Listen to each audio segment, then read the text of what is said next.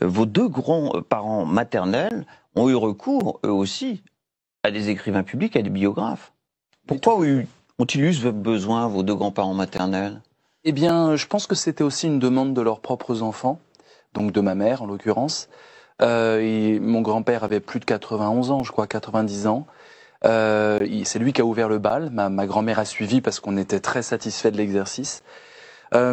C'était une époque née en 1908 où les grands-parents se témoignaient pas trop de leur vie spontanément, d'autant plus exilés venant de Hongrie. Et ça a été un bonheur parce que non seulement on accédait à des pans de sa personnalité que la pudeur retenait quand il était en face de nous, mais en plus on avait aussi une histoire familiale assez complexe parce que dès qu'il y a de l'exil, toutes les histoires sont complexes, mais l'exil et le fait d'arriver en France, c'est très émouvant de voir comment, alors que nous sommes nés en France, et que c'est une évidence, pour eux c'était vraiment héroïque. Et ça révèle, ce genre d'exercice, des héroïsmes du quotidien. Je suis très sensible à ça.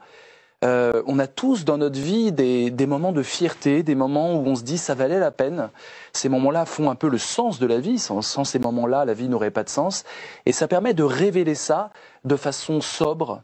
On n'est pas dans de la littérature avec des effets de style. On ne gonfle pas les choses de façon artificielle.